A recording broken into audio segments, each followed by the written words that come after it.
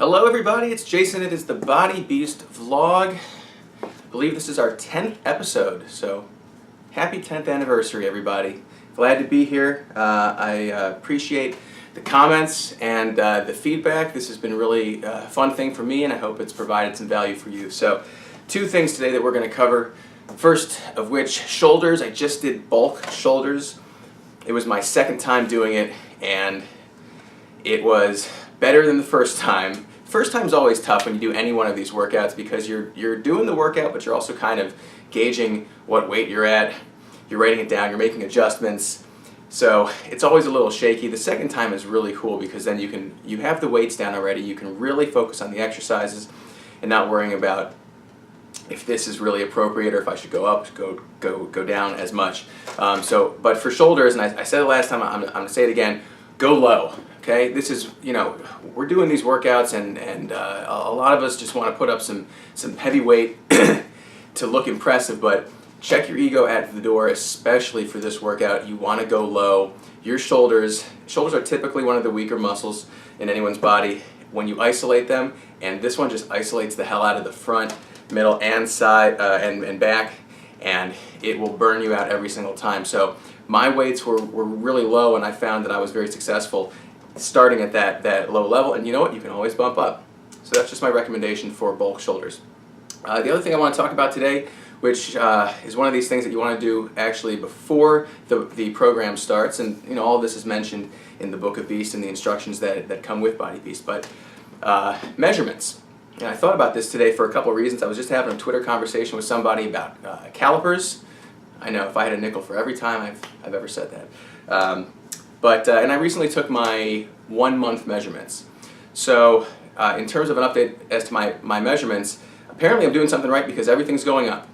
My shoulders were broader and wider. My chest is broader.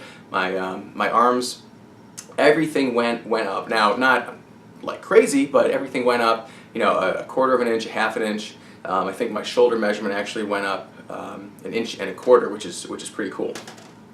So as far as taking measurements go, you want to take them on day 0, so before you start the actual program. Then what I would do is I would take them on the end of the first month, end of the second month, and then the end of the program. I wouldn't take them in between. Your body's going to be changing, but it's not going to be changing so rapidly that you need to take measurements every week. I would just go on the month, and then you can see a really nice progression from day 0 until the end.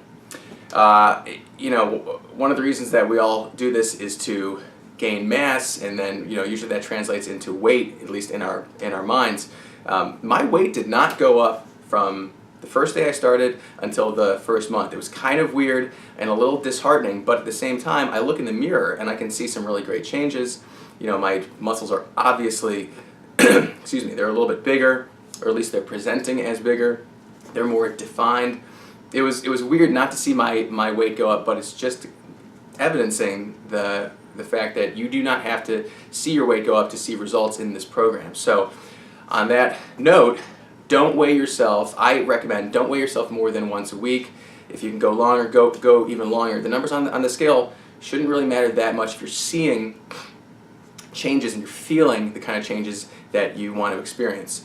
So don't weigh yourself more than once a week. It turns into a little thing where you get really excited about seeing, does the scale budge a little bit? Don't do it.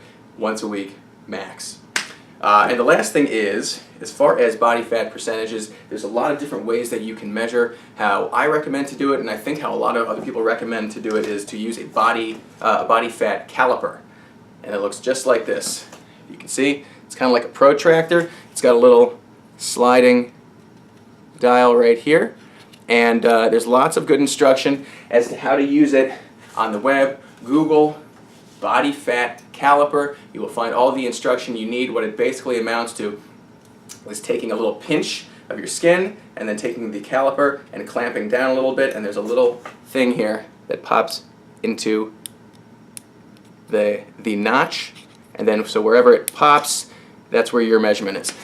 This is one of the best ways to measure your body fat. Machines will be a little less accurate, at least that's been my experience.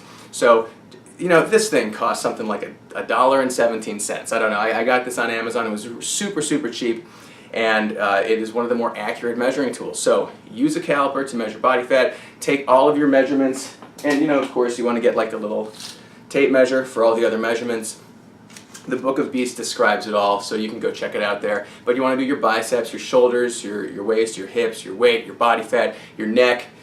Take them all the first day, then take them the end of the first month, second month, and then the end of the program, and you're going to see some really great progression if you're sticking to the workouts and sticking to the nutrition. And I think that's what we might talk about next time, meal plan, which is key. Alright, so that's it about shoulders and measuring. If you like this video, please do give it a like, give it a subscribe, and leave a comment. Let me know what you want to see for next time. We're going to try to do meal plan next time, and I don't know what workout day that's going to fall on, but I'll tell you about that one too. So thanks for tuning in, and I'll see you later. Beast up!